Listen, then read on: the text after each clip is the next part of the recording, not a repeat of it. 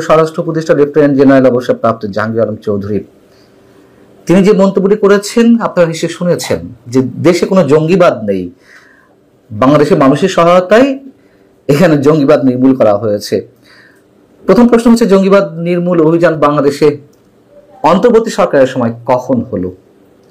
দ্বিতীয় কথা হচ্ছে যে হয় তিনি জেনে শুনে এটি অস্বীকার করছেন সরকারকে সেভ করার জন্য, অথবা জঙ্গিবাদী কার্যক্রমের সঙ্গে যারা জড়িত তাদেরকে সেভ করার চেষ্টা করছেন।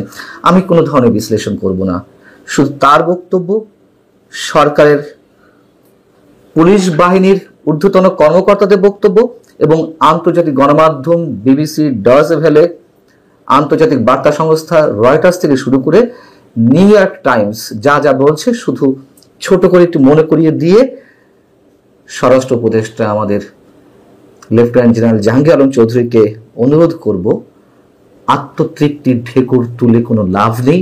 দয়া করে বাস্তবতা বুঝুন, স্বীকার করুন আর না করুন, অন্তত জঙ্গিবাদের বিরুদ্ধে অভিযানটি শুরু করুন।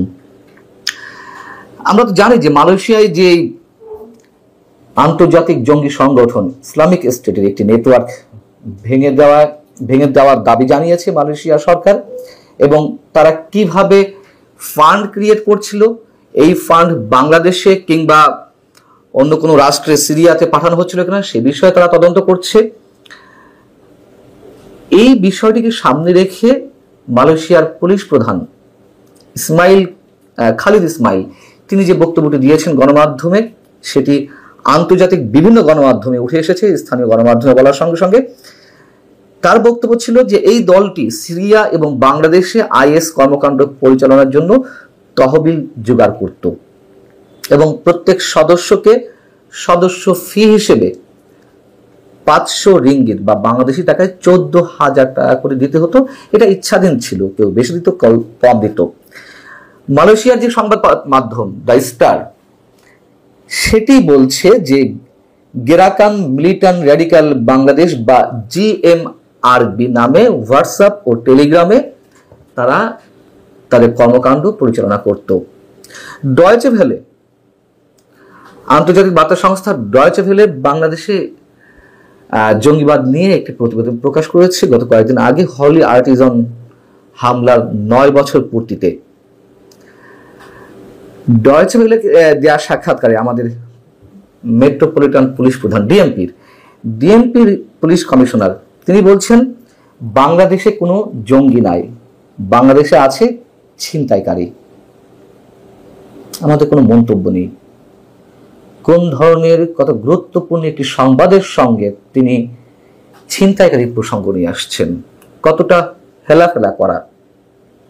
তিনি বলছেন এখন ঠেকাতে হবে ছিনতাই, জঙ্গি থাকলে না হয় জঙ্গি নিয়ে ভাববো। কিন্তু একই দিন একটি অনুষ্ঠানে পুলিশের প্রধান আইজিপি বাহরুল সাহেব তিনি বললেন যে জঙ্গি নেই এ কথা বলা যাবে না, জামিনে যে জঙ্গিদের মুক্তি মিলেছে সেই বিষয়টিও তিনি প্রসঙ্গক্রমে নিয়ে এসেছেন।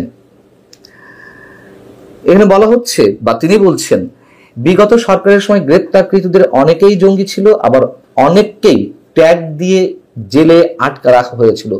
নির্ভেজাল সত্য কথা এখানে বলতে হবে। আওয়ামী লীগের সময় যেমন জঙ্গিবাদ বিরোধী কার্যক্রম চালানো হয়েছে, একের পর এক জঙ্গিবাদী কার্যক্রমের সঙ্গে সম্পৃক্ততার অভিযোগে অনেককে আটক করা হয়েছে, জঙ্গিবাদী কার্যক্রম নির্মূল করা হয়েছিল, এটা যেমন সত্য, আবার অনেককে রাজনৈতিক উদ্দেশ্য সাধনের জন্য অনেককে জঙ্গি ট্যাগ দেওয়া হয়েছিল, এটাও সত্য কথা।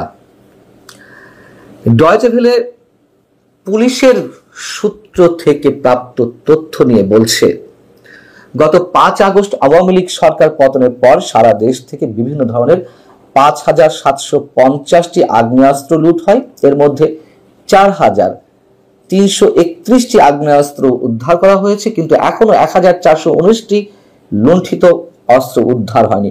এটি পুলিশ সোর্সে বলা হচ্ছে, কিন্তু আমরা জানি এর বাইরে আরো অনেক অস্ত্র বিশেষ একটি গোষ্ঠীর হাতে রয়েছে।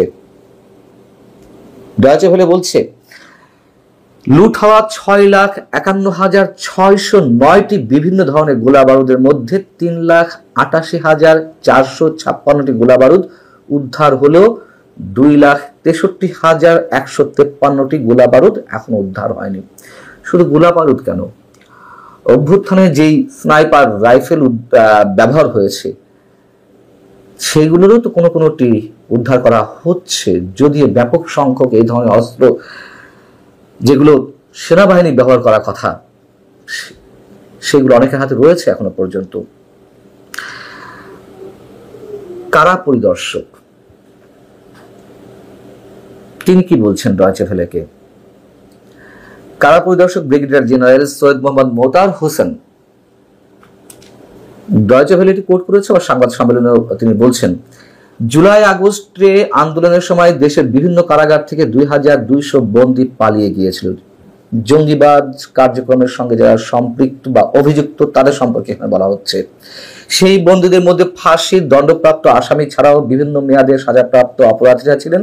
পালিয়ে যাওয়া বন্দীদের মধ্যে 1,500 জন ফিরে এসেছেন, তবে এখনো 700 জন পলাতক আছেন, যাদের মধ্যে 70 জন অতি ঝুঁকিপূর্ণ, যেমন জঙ্গি, ফাঁসির দণ্ডপ্রাপ্ত এবং শীর্ষ সন্ত্রাসী।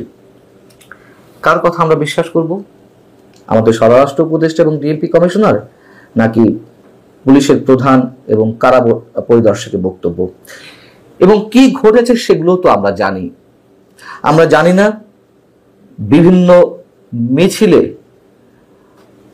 ইসলামিক স্টেটের যে কালো পতাকা সেগুলো মুহুর্মুহু ব্যবহার করা হয়েছে, কারা ব্যবহার করেছে? আন্তর্জাতিক বার্তা সংস্থা রয়টার্স তারা মালয়েশিয়া সরকারের বক্তব্য নিয়ে তারা যে কথাটি বলছে, আইএস এর এই নেটওয়ার্কটি সদস্য সংগ্রহের জন্য অন্য বাংলাদেশি শ্রমিকদের টার্গেট করত, এই কাজে সোশ্যাল মিডিয়া ও অনলাইন মেসেজিং প্ল্যাটফর্ম ব্যবহার করত। সিরিয়া এবং বাংলাদেশে অর্থ পাঠাতে আটককৃতদের আন্তর্জাতিক ফান্ড ট্রান্সফার সার্ভিস এবং ই ওয়ালেট ব্যবহারের কথা বললেও কি পরিমাণ অর্থ তারা সরবরাহ করেছে সে ব্যাপারে বিস্তারিত তথ্য দিতে মালয়েশিয়া পুলিশ আপাতত অস্বীকৃতি জানিয়েছে। নিউ ইয়র্ক টাইমস আরো বেশ কয়েক মাস আগে যে রিপোর্টটি প্রকাশ করেছিল, অন্তর্বর্তী সরকার আসার পর বাংলাদেশে মৌলবাদ সাম্প্রদায়িকতাবাদী গোষ্ঠীর উত্থানের একটি উর্বর ক্ষেত্রে পরিণত হয়েছে। সব বাদ দিলাম, মালয়েশিয়া সরকারকে কি আওয়ামী লীগ কিনে নিয়েছে টাকা দিয়ে, যে অন্তর্বর্তী সরকারের বিরুদ্ধে কোনো একটা কনস্পিরেসি করানো হচ্ছে তাদেরকে দিয়ে? পুলিশের কমিশনার ডিএমপির অথবা আমাদের স্বরাষ্ট্র উপদেষ্টা কতটা সিলি কথাবার্তা বলেছেন সে ধরনের কোনো মন্তব্য করব না। তবে আন্তর্জাতিক গণমাধ্যম এবং মালয়েশিয়া সরকার যা বলছে, এইসব বক্তব্যের পরিপ্রেক্ষিতেও দায়িত্বশীল ব্যক্তিরা যে ধরনের মন্তব্য করছেন তা সত্যি সত্যি তারা নিজেদেরকে খেলো করছেন, বাংলাদেশকে ভয়ঙ্কর বিপদের মধ্যে ঠেলে দিচ্ছেন, বুঝে কিংবা না বুঝে।